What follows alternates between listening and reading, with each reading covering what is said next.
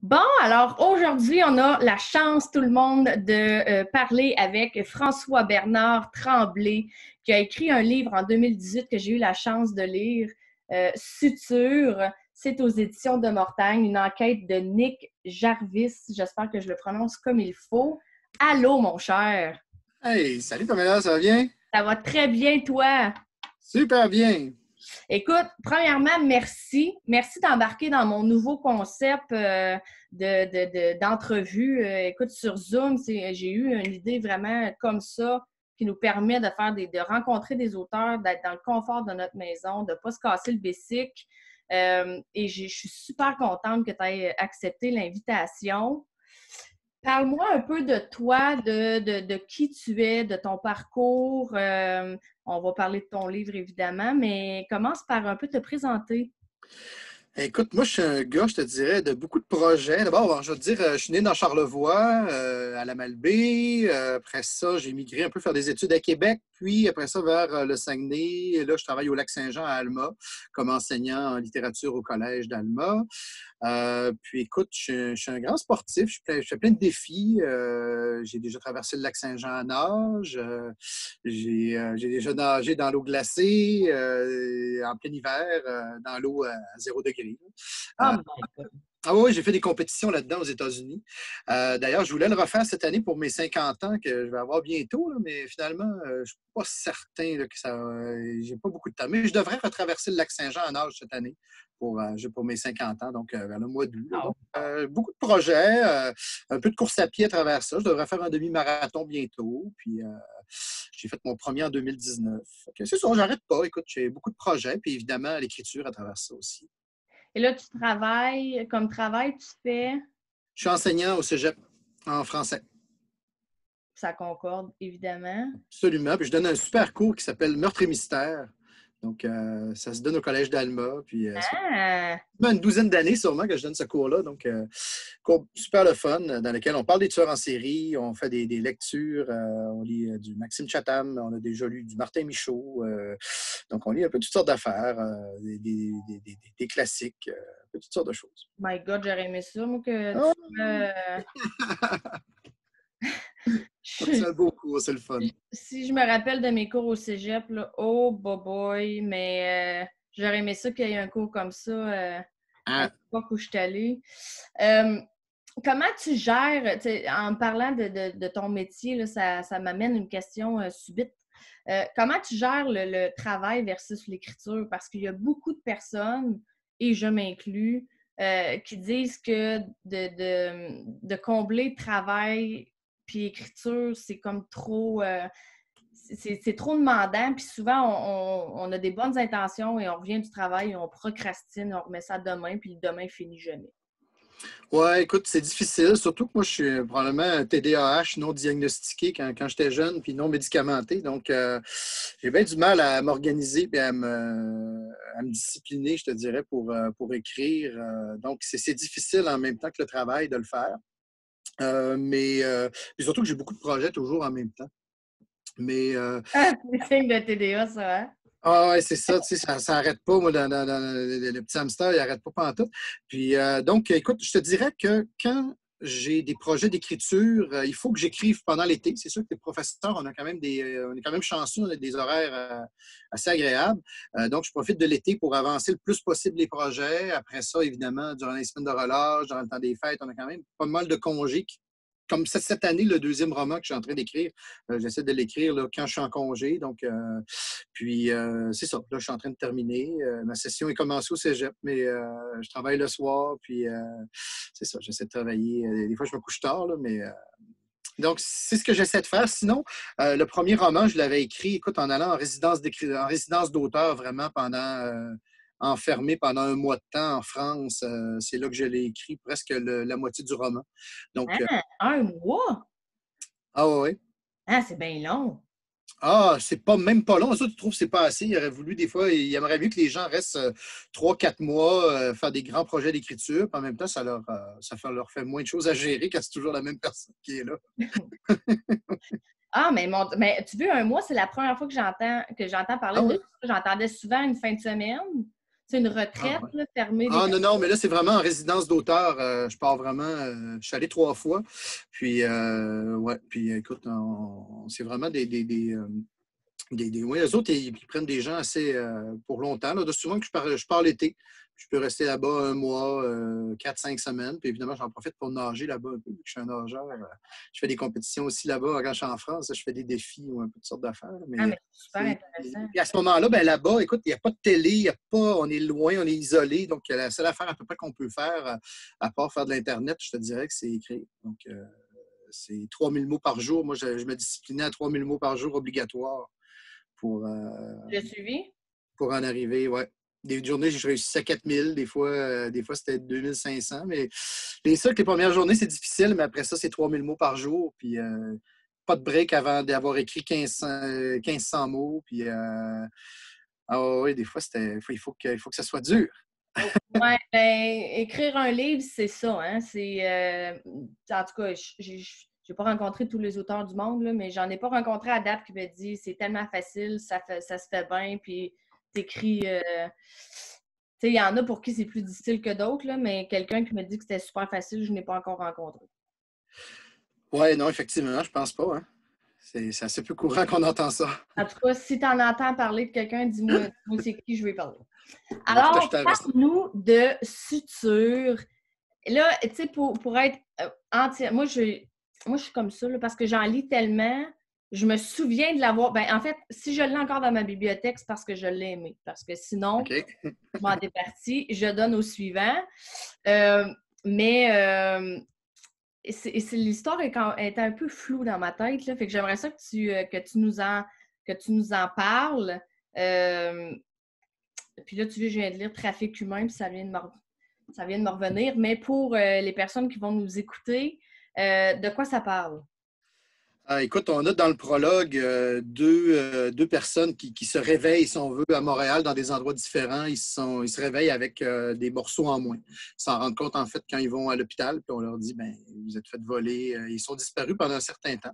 Donc, Nick Jarvis et sa collègue Julie Montpetit commencent à enquêter sur cette histoire-là. Ils vont enquêter, en fait, sur un médecin de la rue qui fait des opérations un peu clandestinement. Ils vont enquêter, évidemment, sur justement comment ça fonctionne des transplantations.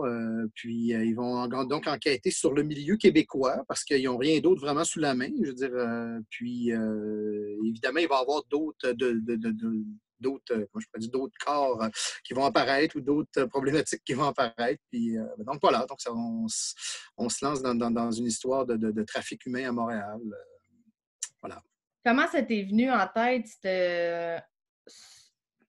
Tu sais, dans le sens où on entend parler du trafic humain de femmes, c'est plus à caractère sexuel souvent là, dans ce qu'on peut lire ou entendre parler. Trafic d'organes, c'est plus rare. Mais en fait, Ouais. il y en a peut-être, là, mais moi, c'était un des premiers que je lisais. Ça t'est venu comment? Moi, en fait, bon, d'abord, il y a des choses qu'on voit des fois à la télé qui se peuvent pas vraiment. Je voulais vraiment écrire quelque chose qui se pouvait. Tu sais, je veux dire, enlever un organe à quelqu'un, puis que la personne reste en vie, puis garder l'organe, il faut que ça soit fait par des professionnels. Tu sais, je veux dire, c'est pas n'importe qui fait ça. On peut pas enlever un organe comme ça à quelqu'un, puis le transplanter. C'est pas comme ça que ça marche, là. C'est un peu plus sophistiqué que ça. Tu sais, il y a des médicaments pour le rejet, il y a plein de choses qui entrent en ligne de compte. Puis souvent, à la télé, c'est un peu garoché, ou on voit ça un peu comme ça, ou souvent, c'est des cadavres qu'on retrouve. Moi, la problématique, en tout cas, l'idée que j'avais eue, c'était que justement, c'était pas des assassins qui faisaient ça. C'était des gens qui se sentaient obligés de le faire pour différentes raisons, parce qu'ils ont des pressions, parce qu'ils ont besoin d'argent, parce que puis, donc, c'est ça m'a fait enquêter un peu sur ce milieu-là. C'est ça, en fait, c'est des gens relativement honnêtes, à quelque part, qui sont dans mon roman. Puis, ils veulent pas tuer personne, ils veulent emprunter un rein à quelqu'un, puis ou voler un rein à quelqu'un pour donner à quelqu'un d'autre pour sauver des vies ou parce qu'ils ont besoin de sous. Donc, c'est pas des jeunes, comment je voudrais dire, c'est pas des pourris nécessairement. Donc, c'est un peu ça que je veux montrer. Donc, il y a un petit côté roman un peu social, roman noir un peu dans dans Suture. C'est pas qu'un thriller. Je pense que je voulais aussi apporter une espèce de réflexion sur les problèmes sociaux. C'est-à-dire qu'il y a des gens, oui, qui ont besoin d'argent, qui ont besoin de sous, qui sont dans le besoin. Il y a un sans-abri, entre autres, dans mon histoire aussi. Il y a il y a un boxeur, entre autres, personnage de boxeur qui s'est fait laisser par sa famille, qui ne voit plus sa fille, qui veut aider sa fille, qui a besoin d'un organe. Il y a plein de trucs que je voulais faire avec ça. Et donc, c'est ça. J'ai eu l'idée à un moment donné. C'est ça. Je pense que j'ai trop vu d'aberrations un peu dans ce genre de livre-là ou dans ce genre de film là-dessus qu'à un moment donné, j'ai dit, il faudrait que ça soit traité peut-être d'une autre façon. Puis comme j'aime beaucoup le roman noir, ben voilà, j'ai dit que je pourrais peut-être créer un roman un peu plus social. Puis c'est ce que j'avais voulu faire au départ. Mais comment tu as fait pour... Comment je dirais ça? Puis c'est peut-être un jugement que moi j'ai, là, mais pour ce qui est du don d'organes, moi, je suis pour, là, Ouais.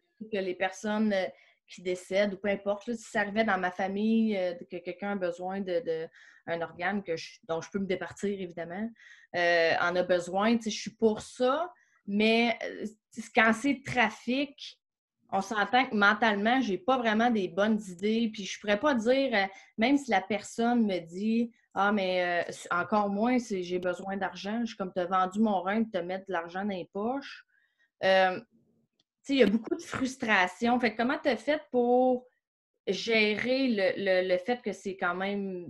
ça cause la frustration, là, quand ça se fait, j'espère que ça se fait pas trop pour vrai, mais tes personnages avaient un bon fond, mais avec une situation qui est quand même perçue très négativement.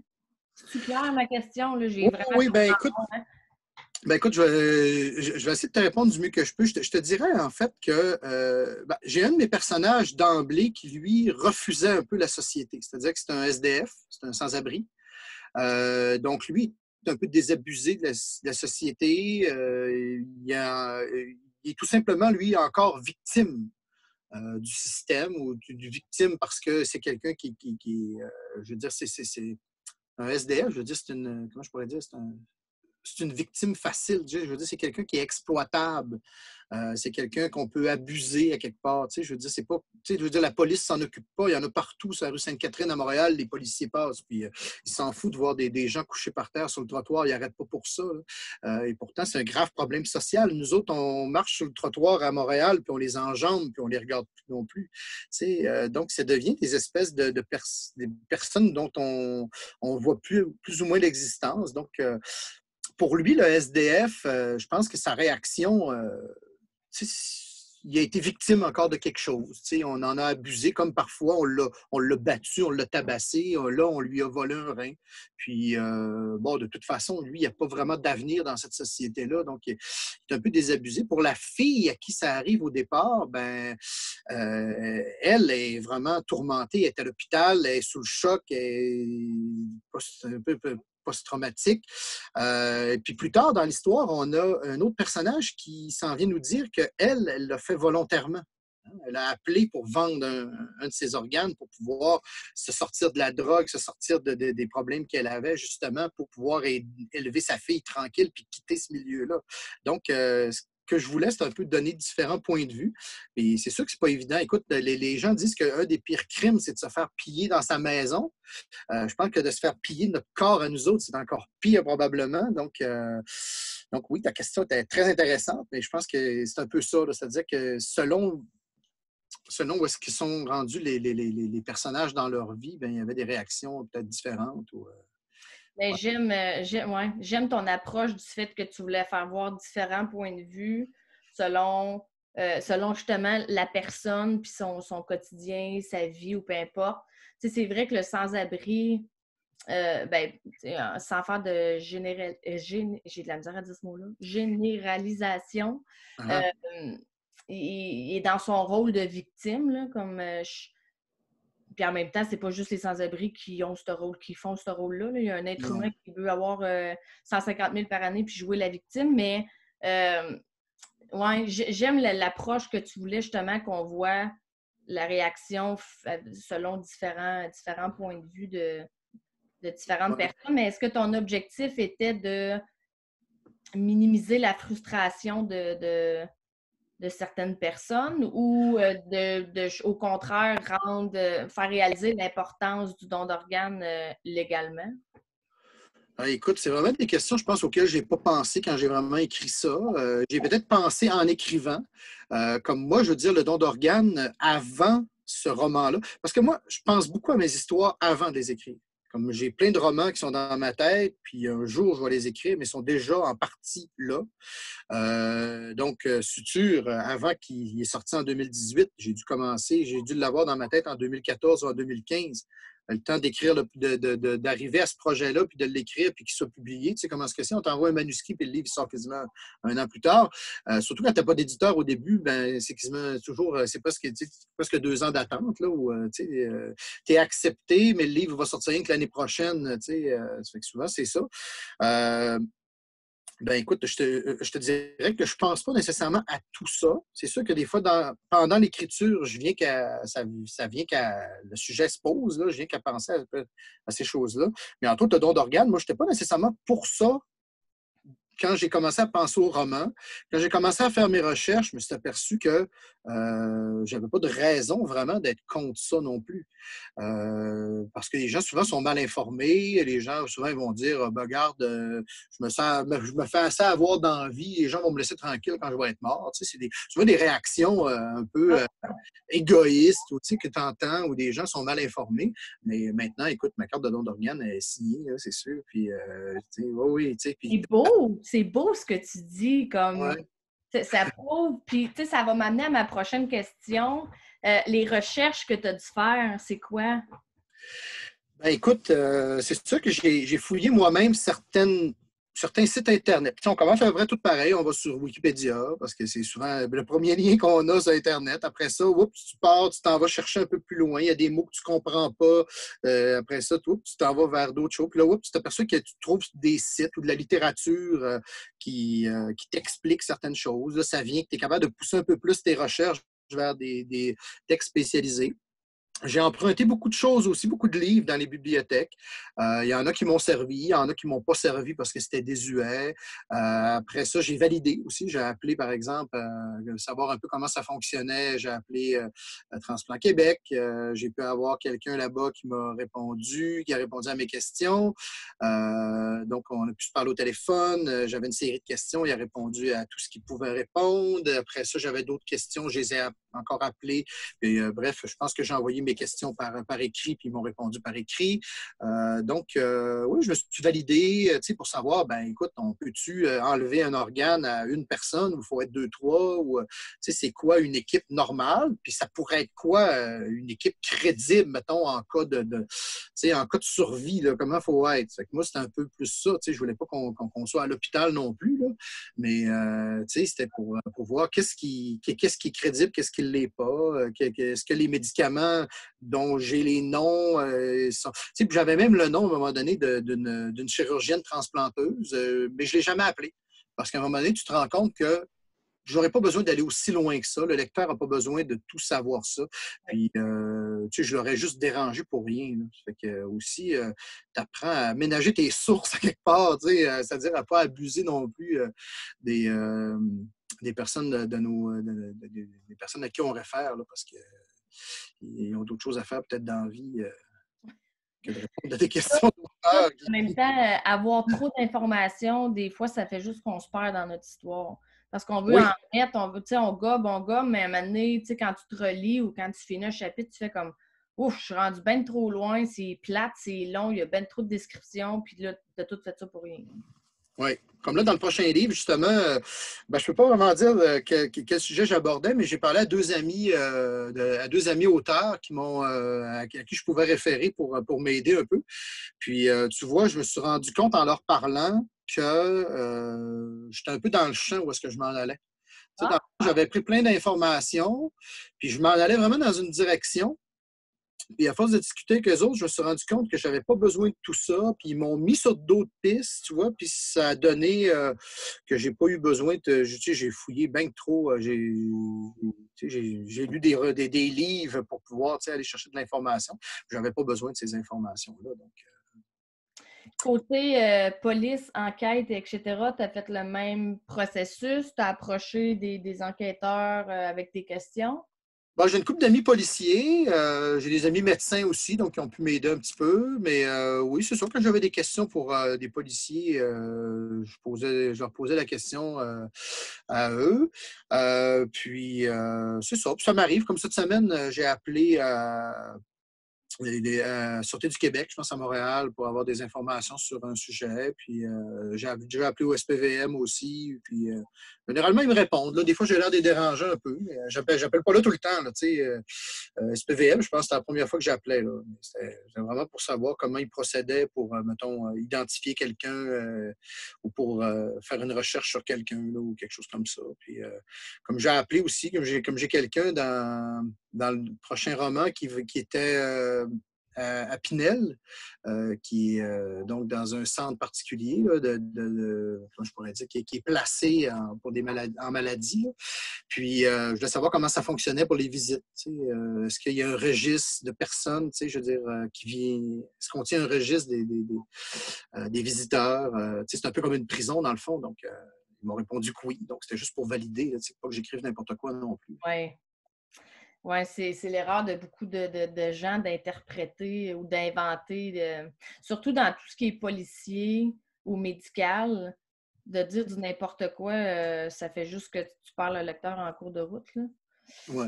Euh, On n'a pas besoin d'aller si loin, mais écoute, pour suture, à un moment donné, il est arrivé une femme à Montréal devant moi qui me dit enfin, je vais lire un livre dans mon domaine de travail. J'ai fait OK, vous êtes policière, vous êtes. Elle dit non, elle dit je travaille à Transplant Québec. Ça fait que c'était une collègue du monsieur qui m'avait aidé pour mon livre.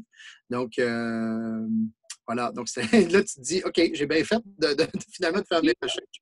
Oui, c'est comme à un moment donné, écoute, il y a une poursuite en voiture dans Suture. Ça se passe à Longueuil. Écoute, j'ai déjà été à Longueuil, là, mais là, je savais qu'il fallait que ça se passe à Longueuil. Puis écoute, moi, je reste loin de là. Ça fait que j'ai regardé sur Google Street, j'ai plein d'affaires sur Google Street, puis sur des cartes, puis j'ai écrit ma scène selon ce que j'ai trouvé sur Google Street, puis sur Google Maps. Là, puis là, il y a des personnes qui disent « Hey, la poursuite en voiture dans le roman, elle se passe dans la rue où est-ce qu'on habite. » Puis je suis là, OK. Puis là, j'ai dit, ils vont me sortir de quoi? Ils vont me dire, ça se peut pas, telle affaire. Puis j'ai dit, OK, puis ça marche-tu ou ça marche pas? Ils ont dit, oh oui, c'est exactement ça. Ça fait que, là, c'est le fun. Tu fais, OK, piouf. C'est quand même reconnu pour être à jour, là, Oui. c'est rendu qu'on peut même voir qui a des piscines puis qui en a pas. Fait que, oui, effectivement. Côté écriture, là, est-ce que tu as un plan? Est-ce que tu te fais un plan avant de commencer? Tantôt, tu as dit que tu avais tout dans ta tête. Ouais. Mais avant de commencer à écrire, est-ce que tu te fais un plan? Oui.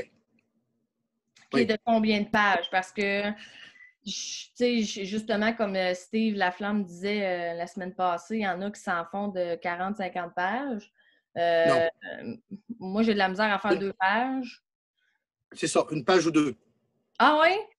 Oui, je pourrais même te le montrer. Je ne l'ai pas bien loin, là, mais ça fait à peu près. Ça tient à peu près sur 2 pages.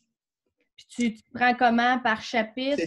C'est des grandes lignes. C'est des grandes lignes. Souvent, c'est des étapes. Si, mettons, le roman, à un moment donné, je m'aperçois qu'il faut qu'il y ait 2 parties, puis je vais marquer partie 1, toc, toc, toc, toc, toc, tu sais, élément A, scène A, scène B, scène C. Tu sais, mettons que meurtre A, meurtre B, puis là, je vais faire des liens avec les lettres, là. Tu sais, ça appartient à A ou à B, ou des trucs comme ça. Puis souvent, je vais avoir juste un plan de base, pas un plan détaillé. C'est pas trop détaillé. Je te dis, c'est vraiment juste, OK, je pars de là, puis il faut que je me rende là. Puis après ça, dans l'autre partie, il faut que je parte de là, puis je me rends là. Donc, j'essaie de savoir à peu près où est-ce que je m'en vais. Puis, tu vois, mais à chaque fois, je respecte en partie, je te dirais, le plan, mais à un moment donné, ça part tout le temps en vrille, là, parce que, tu sais, je le marquais justement tantôt sur un groupe à un moment donné, il y a un personnage dans Suture qui devait mourir assez tôt. Puis à un moment donné, je ne sais pas, il devait mourir, mettons, à la page 35-40. Puis on ne devait plus le revoir. Puis finalement, ça devient un des personnages des plus importants du roman. Tu sais, ça devient une espèce de, je te dirais, une espèce de colonne vertébrale auquel tu t'accroches ou auquel tu te ramènes tout le temps. Puis que finalement, il est là encore à la fin. Tu sais. Puis il est encore vivant. Puis je suis en train de, je vais te parler un petit peu tantôt avant qu'on parte l'enregistrement. Je suis en train de finaliser le deuxième Nick Jarvis. Puis tu vois, je me demandais même si, puis je suis encore même en train de me le demander, si ce personnage-là qui était dans le premier roman, je ne ferais pas un clin d'œil justement, puis le ferais apparaître juste dans une scène du deuxième bouquin, juste pour que ceux qui l'ont lu se disent Ah! Ou encore que personne ne le voit puis ça ne dérange pas. Tu sais. Mais donc, parce que, je veux dire, le personnage, il est plus. Tu sais, je veux dire, s'il n'est pas là dans le deuxième, c'est pas grave. Mais parce que dans le premier, il est là, puis je pourrais juste le placer à quelque part, puis je pourrais dire, il y en a peut-être qui vont comprendre, puis tu sais, qui vont Ben, sinon. mon avis de lectrice est oui. Oui. Oui, tu sais, puis sans nécessairement que je fasse comme Hey, lui, il était dans le premier. Mhm. Tu sais, que là, tu me dises qu'il pourrait apparaître, puis aille, mettons, un clin d'œil à son personnage. C'est clair que je vais porter une attention plus particulière parce que là, je vais Ouais. pouvoir comme le retrouver. Puis... Mais je trouve ça le fun quand tu as un personnage, justement, surtout qui était censé mourir, puis il est encore là. Mais tu sais, qui revient. Ouais. Je trouve que ça fait une suite même si l'histoire, c'est pas une. Tu sais, le Suture, puis le deuxième roman, c'est des deux histoires différentes. Mais que tu un personnage qui embarque, qui était là, Ouais. moi, je trouve ça le fun. Je trouve que ça fait, ça fait un maillon de chaîne qui s'ajoute à ton Ouais. Suture, puis là, un prochain qui s'ajoute à ton. Mais... Puis ce personnage-là, c'est drôle, hein, quand j'ai décidé qu'il ne mourrait pas, je suis allé écrire la fin du roman. J'ai pu aller écrire les dernières lignes, vraiment l'épilogue. J'ai écrit une partie de la fin du roman. Je savais que j'allais la retravailler. J'ai dit, garde, bang, c'était comme ça que le roman finit, là-dessus, avec mon personnage que je n'ai pas tué finalement. Il va se rendre là. Puis, donc, ça a été le fun à faire. Puis, c'est parce que des fois, comme je te dis, j'ai un plan, puis des fois, il y a un personnage qui tu réussis à le décrire ou à lui donner une personnalité ou tu as du fun à travailler avec. Tu sens qu'il est malléable et que tu peux y faire vivre des affaires. Puis là, tu es pour le tuer, tu te dis, j'ai-tu besoin de le tuer? Il sert à. Je me dis, si je le tue, il faudrait peut-être que je ramène un autre personnage comme pour. Puis souvent, j'ai tendance à mettre beaucoup de personnages. Donc, ça, on me l'a dit. Il y a quelques personnes qui me l'ont dit. On dit, ouais, il y a quand même pas mal de personnages au début, c'est sûr. Mais. Ça, c'est que ça vient mêlant, là. Oui, puis souvent, moi, écoute, c'est un premier roman, donc un premier roman de plus longue haleine. Et donc, il y a peut-être des erreurs que j'ai faites. Il y en a qui m'ont dit des fois, ben, pourquoi ils ont tous des prénoms? Il y en a qu'on n'aurait pas besoin d'avoir leur prénom, c'est juste mêlant pour rien. D'avoir un prénom de plus ou de moins, c'est le pompis, ou, je veux dire, on n'est pas obligé d'y donner un prénom ou des fois, ou si c'est juste pour quelques questions à quelqu'un dans un roman ou un personnage qui est rencontré, y a-tu vraiment besoin d'avoir un nom? Peut-être pas, tu sais. Pour vrai, ça, personnellement, ça dépend de la source, dans le sens où j'ai eu des commentaires sur mon livre que tu fais comme OK. Tu sais, c'est comme. Si c'est quelqu'un de confiance, c'est quelqu'un de proche de toi, quelqu'un de confiance, quelqu'un qui est dans le métier, qui connaît ça, même ou un lecteur, lectrice qui est très. Tu sais qui lit énormément, mais des fois, il y a des commentaires qu'on reçoit que c'est une opinion personnelle. C'est la personne aurait aimé mieux qu'il n'y ait pas trop de nom ou que tu nommes pas le nom de la personne, mais dans le fond, ça ne change pas grand-chose. En tout cas, c'est une opinion personnelle, disons ça comme ça. J'ai un ami qui est en ligne, là, puis écoute, lui, à un moment donné, il m'avait dit. Je me demandais si c'était lui, justement. Oui, c'est ça, c'est un ami qui est en ligne. Mais non, c'est ça. Puis lui, tu sais, à un moment donné, il m'avait dit, on a-tu besoin de savoir la marque de la voiture? Tu sais? Puis je dis, c'est vrai, dans le fond, que ce soit une Toyota ou une Mazda, ou on s'en fout un peu, à moins que c'est vraiment un rapport plus loin dans l'histoire, mais sinon, de nommer la marque. Puis moi, j'ai souvent tendance à nommer des marques, la marque de jus, la marque le nom du restaurant. Ou, on s'en fout un peu. Puis c'est vrai que si c'est un rapport, OK. Si ça n'a pas rapport, peut-être que c'est juste... Il y a du monde qui aime ça, par contre. Tu sais, mettons, la voiture, puis, tu sais, la marque de jus, on s'entend, là. Mais Ouais, non, mais la marque de j'exagère voiture, un peu. Hein. il y en a qui aiment ça parce qu'ils vont être capables de s'imaginer. Moi, Ouais. tu me dis Toyota, Honda, là, tous les chars, ça ressemble. À part si tu me dis c'est un char ou c'est un truck, là, je fais une différence. Puis dans mes couleurs, là. Mais quelqu'un qui connaît ça, puis tu vas dire la marque, tu sais, mettons, moi, j'aime ça, pouvoir m'imaginer la scène. Ça a l'air de quoi, tu sais, que si tu décris la ruelle, il est où la poubelle, blablabla. Je suis capable de me mettre à ma façon de m'imaginer la scène. Fait qu'il y en a que la sorte de voiture, ça va les aider. Parce que justement, ils vont pouvoir s'imaginer plus en détail, puis il y en a d'autres que c'est comme les noms. Il y en a d'autres qui s'en foutent totalement puis qui passent par-dessus. Ah ouais. Mais je pense que c'est tout le temps une question d'opinion du lecteur. Là. Mais c'est ça. Tout ça pour Mais dire donc, qu'il n'y a, oui. pas de mauvaise décision. Là. Non, ben c'est ça. Il s'agit juste peut-être de doser des fois un peu mieux. Mais Ouais. donc, ce que tu disais, peut-être pour clore un peu, ou pour te ramener un peu à ce que tu me disais tout à l'heure, le plan, moi, il est important. Il est important parce que je te dirais que c'est un peu le canevas de base. Et comme je te dis, moi, j'ai jamais le syndrome de la page blanche parce que j'ai toujours des histoires de prêtes dans ma tête. Okay? Des Jarvis, j'en ai 4-5 dans ma tête. J'étais en train d'écrire j'en avais commencé un autre avant d'écrire celui dont je te parlais tantôt, que je finis en fait cette semaine. En fait, que je devais finir aujourd'hui, mais comme mon éditrice m'a donné un petit délai jusqu'à la semaine prochaine, ben, je vais en profiter. Mais donc, j'en avais commencé un autre avant.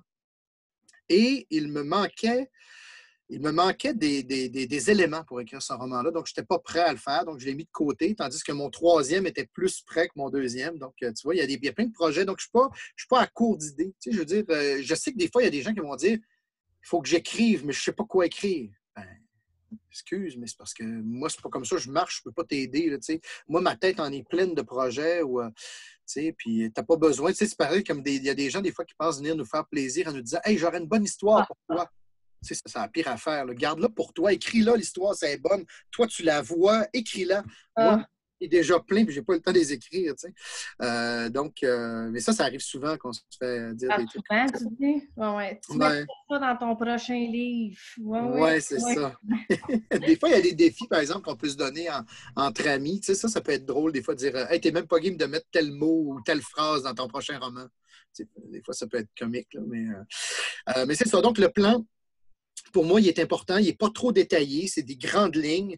Et un des points importants, c'est que je peux y déroger et je peux aller ailleurs que ce qui est sur là-dessus. Puis, là, comme tu vois, si je lisais mon plan du roman que je suis en train d'écrire, c'est pas la même fin du tout. Je m'en vais complètement ailleurs. Puis, en l'écrivant, je me suis aperçu qu'il y avait des affaires qui ne fonctionnaient pas, puis qu'il fallait que ça me fonctionne autrement. Je sais que l'autre fois, Hervé Gagnon riait de moi en entrevue parce qu'on avait une table ronde l'automne passé. Il riait de moi, il me taquinait, en fait, pour me dire tu fais un plan, toi, voyons donc. Ça peut être au moins est-ce que ton histoire, tu sais, même si tu changes ta péripétie ou peu importe, ton histoire finit par se suivre pareil. Oui, c'est ça. Ouais, si ton histoire ne suit pas ton plan, mais dans ta tête, ça fit. Ouais, le plan, c'est plus un fil conducteur. C'est plus mes idées qui sont là. Puis des fois, je rajoute des choses. Des fois, je vais le réécrire. Voilà. C'est transformable. Voilà. C'est transformable, un plan. C'est pas une fin en soi. Non, tu as raison. Là, Zoom m'a envoyé une alerte en disant que qui me donnait plus que le 40 minutes, que je ne savais même pas que c'était 40 minutes. Donc, on va clore sur, en fait, deux dernières choses. Quels sont les trucs ou les astuces que tu donnerais à quelqu'un qui dirait justement, je veux écrire un roman du même style que toi? Qu'est-ce que tu me... C'est tellement... Il me semble que c'est tellement une question compliquée en même temps, là, mais qu'est-ce que tu me suggères? Écoute, d'abord, c'est ça. D'abord, d'avoir une idée. Hein, parce que je pense que ça prend d'abord une idée. Je ne pense pas que tu peux t'asseoir et écrire si tu n'as pas d'idée. Donc, ça prend une idée de départ. Et surtout, s'asseoir et écrire. Parce qu'il y a plein de gens qui vont dire hey, mon roman, là, oui, mais assis-toi et écris-le. C'est vraiment, je pense, le point, c'est écrit. Écrit parce qu'à un moment donné, il faudra que tu l'écrives, ton roman. Un parleur, c'est quoi? On parle de plus de 50 000 mots pour avoir une brique un peu qui a de l'allure. Donc, ben, c'est ça. Écoute, on parle de, si tu veux avoir un livre de 4, 5, 600 pages, ben, c'est de la job, il faut que tu l'écrives. Puis c'est pas en parlant, puis en chialant, puis en t'inventant des défaites ou en procrastinant que ça va arriver. C'est qu'il faut s'asseoir, puis il faut écrire, même si c'est pas bon. Puis écoute, moi, ma stratégie, c'est de dire, écoute, je vais écrire, puis à un moment donné, je vais avoir un manuscrit. Alors, ce ne sera peut-être pas à mon goût, ce ne sera peut-être pas au goût d'un éditeur non plus, mais je vais avoir un manuscrit, puis je vais pouvoir jouer puis dealer avec ce qui est bon, ce qui n'est pas bon. Je vais peut-être le faire lire à une amie, dire hey, écoute, change ça, ça ne marche pas, c'est bien trop cliché. Ou tu sais, il y a peut-être des personnes qui vont m'aider à le faire progresser, ce livre-là. Mais au moins, j'ai un bouquin. Moi, c'est ma façon de faire. Tu sais, si je peux écrire, comme je te dis, quand je vais en résidence d'auteur, quand je peux écrire 3000 mots par jour, je suis très satisfait. C'est génial. Ça veut dire que, tu sais, en 10 jours, je vais écrire 30 000 mots. Là. Ça fait que, tu sais, j'ai presque un roman. Là, tu sais, quand tu es là, ben, évidemment, c'est pas tous les jours. Comme je te dis, je me prends des journées, des fois, de congé un peu. Là, mais, puis, tu sais, sauf que il y a d'autres personnes qui vont écrire une belle page par jour puis ils n'auront plus besoin d'y retoucher. Tu sais, ils vont être très fiers de leur page, puis ils ont écrit leur page, puis il n'y a pas de faute dedans, il n'y a pas de coquilles.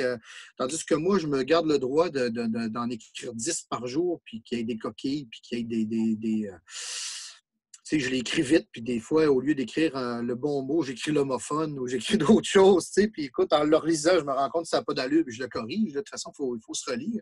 Mais le truc, je pense, le plus grand truc, c'est de s'asseoir et d'écrire. Je pense qu'il y a plein d'auteurs qui s'ignorent parce qu'ils ne sont pas capables de s'asseoir et d'écrire. C'est des auteurs dans leur tête, mais ils vont toujours rester dans leur tête parce qu'ils n'ont jamais écrit le texte. Je pense que c'est d'arrêter aussi de vouloir faire comme tout le monde, là, de suivre la recette exacte à quelqu'un. Tu sais, si quelqu'un te dit, un auteur te dit j'écris à 6 heures, tu n'es pas obligé d'écrire à 6 heures. Là, tu sais. Il y en a. Puis moi, c'est une erreur que j'ai faite. J'ai questionné beaucoup d'auteurs. Puis je voulais faire à la lettre ce qu'ils faisaient, mais c'est pas moi. Ça fait pas partie de ma routine, ça fait pas partie de mes goûts, ça fait pas. Fait qu'est-ce que ça donnait? Ça donnait que je procrastinais, puis je mettais ça au lendemain, puis le lendemain, il n'est jamais venu. Là. Ouais. Fait que.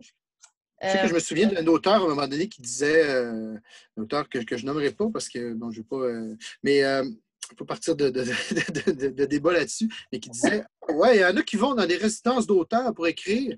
Et parce que, bon, il réussissait à écrire chez lui ou il réussissait à écrire dans la journée, tout ça.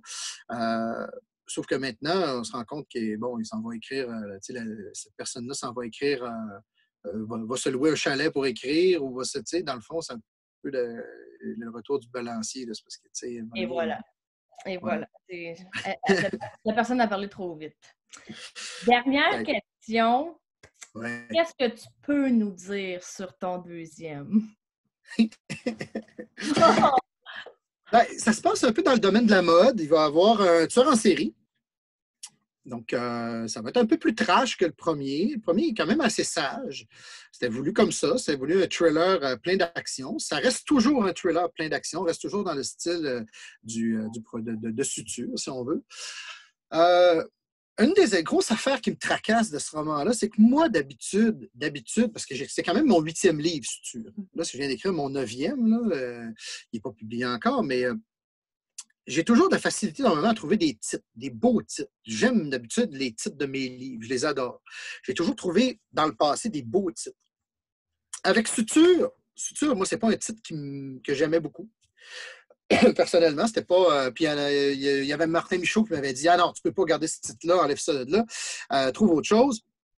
Puis j'étais assez d'accord, je me disais c'est pas assez bon. T'sais. Puis quand tu vois, j'ai jasé avec les gens de Mortagne, ils ont dit hey, non, c'est génial, on garde ça Suture. Finalement, j'aime beaucoup ce titre-là, finalement. Mais j'ai le même problème avec ce roman-là, c'est-à-dire que écoute, à un moment donné, sur ma première page du livre, je devais avoir 10 titres d'écrits, puis il n'y en avait pas un qui était bon. Au départ, c'était un titre en anglais, c'était Catwalk. Tu sais, c'est quoi un catwalk? Non. Bon, ben, tu vois, tu viens de répondre pourquoi le livre ne s'appellera pas Catwalk. Excuse-moi. Non, mais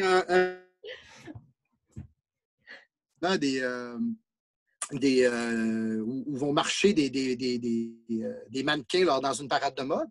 Hein? Ah, Ouais, le catwalk. Et donc, je voulais appeler ça comme ça. Puis mon éditrice, Marie-Ève, m'a judicieusement dit, mais là, c'est un titre en anglais. Je dis, ouais, puis, ben, ton livre va être mal classé. Il y en a qui ne sauront pas c'est quoi. Fait que, tu vois, fait que, tu vois, c'est. Fait qu'au départ, je voulais l'appeler comme ça. Puis je voulais rester dans le. Tu sais, suture, c'est un mot. Puis là, je me disais, catwalk, c'est un mot, ça va marcher. Tu sais. Parce que j'ai essayé de trouver d'autres affaires. Donc, je suis dans le domaine de la mode. Donc, le titre ne sera pas catwalk. Là, j'ai trouvé d'autres choses, mais je vais voir avant la réaction de mon éditrice avant, qu'est-ce qu'elle va dire. Puis sinon, écoute, comme je te dis, j'ai eu 15 titres, je pense, puis il n'y en a pas un qui me satisfait, il n'y en a pas un de bon. Fait que je ne sais pas. Normalement, je trouve le titre avant d'écrire le livre, puis là, le livre est fini, puis je n'ai pas de titre. Ben, j'en ai un, là, mais je ne sais même pas si ouais, fait que, écoute, c'est ça, c'est un peu spécial. Sinon, c'est ça, ça se passe dans le domaine de la mode. Il y a un tueur en série. Puis, qu'est-ce que je peux dire à part de ça? Pas grand-chose d'autre. Il y a des références à la mythologie un peu, des histoires, des personnages mythologiques qui sont plus ou moins connus dans la vraie vie, mais je raconte un peu leur histoire. Puis, donc, il y a des références tripantes un peu à ça.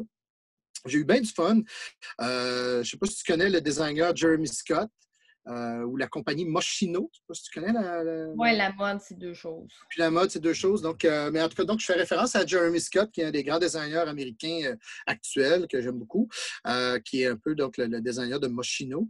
Donc, c'est ça. Je fais référence un peu à lui là-dedans, mais c'est pas le principal, je te dirais. C'est voilà. Puis écoute, il y a des histoires encore d'horreur là-dedans, d'inceste, de viol, un peu de toutes sortes d'affaires qui sont mélangées à tout ça. Puis voilà, donc on est dans le domaine un peu plus des tueurs en série. Donc ça va être un peu plus trash. Il y a des scènes plus hard un peu, pas mal plus hard même, oui, c'est ça. Donc je ne sais pas si c'est en jasant avec les gens puis qui me disent qu'ils aiment le trash puis le gore puis les affaires plus hard un peu. Donc j'en ai rajouté un petit peu plus, disons, C'est populaire. C'est un style qui est super populaire. Puis oui, les gens aiment ça. Puis en même temps, on ne se mentira pas. Là, on fait juste écouter les nouvelles, puis ça nous donne tellement plein d'idées. Ça nous donne des situations qu'on peut rempirer, mais on s'entend que. Mais bon. Merci énormément. Ben, écoute, ça me fait plaisir. Écoute, j'aurais jasé encore des heures. Il me semble qu'on vient de commencer. Ben, pour vrai, là, puis au début, quand j'ai eu cette idée-là, je me disais, je vais essayer de faire des 15 minutes. Oublie ça, là. Je ne serai jamais capable de faire des 15 minutes, là. Hey, non, J'ai je trop de pense pas. questions, j'ai trop d'intérêt, mais là, il va falloir que je vois avec l'application, là, mais ça, c'est autre chose. Alors, j'espère que ceux et celles qui vont écouter l'entrevue vont aimer ça. J'espère que Futur va avoir piqué leur curiosité. Il est certainement possible de le commander sur le site de l'éditeur. Oui, sinon, il y a peut-être encore quelques librairies qui l'ont, mais ça fait quand même plus qu'un an c'est presque un an et demi là, qui est sorti, donc qui n'est plus vraiment en librairie. Il y a quelques librairies, je le vois encore de temps en temps, là, comme à Alma, chez nous, ils l'ont mis encore dans le temps des fêtes là, sur les cubes là, avec les polars actuels, donc j'étais content, c'est le fun. Mais, je sais qu'on peut, pour justement travailler à la librairie Boyer depuis la semaine passée, je sais qu'on peut les commander si le distributeur en offre encore. Oui, absolument. J'attends ton deuxième avec impatience. Ouais. Puis là, en attendant, Futur est sorti en France il y a une semaine ou deux. Je n'ai pas vraiment encore annoncé, mais je vais m'occuper de ça cette semaine, là, à faire un peu de promotion pour là-bas. Puis en espérant pouvoir y aller bientôt aussi, accompagner le livre là-bas, peut-être dans un ou deux festivals, ça serait bien. C'est ça. Et aller nager. Et peut-être aller nager avec mes chums parce que je m'ennuie là, pas mal. Puis c'est ça. Puis je vais être au Salon du Livre de Québec, pour ceux qui vont être dans le coin de Québec. Puis sinon, probablement dans les autres salons pour le reste de l'année. Je veux dire, si le roman sort à l'automne, donc comme prévu, je devrais être pas mal dans les salons du livre cette année. Puis, On peut te suivre sur ta page Facebook où tu vas annoncer justement les dates et les endroits où tu vas être. Oui, absolument. La sortie de ton deuxième avec ta page couverture quand on pourra l'annoncer. Oui! J'ai bien hâte. Merci énormément. Hey, merci beaucoup, beaucoup. Tu es super fine. Puis écoute, on va peut-être se croiser. Toi, tu as un roman qui est sorti cette année. Donc, non, ben, l'année passée, En 2019. avril, oui, en avril 2019. Fait qu'au Donc, on va Salon peut-être se du livre de croiser. Québec, probablement qu'on y sera en même temps. Bon, ben, c'est cool. Merci, mon cher. Merci beaucoup. Salut, Pamela. Bye.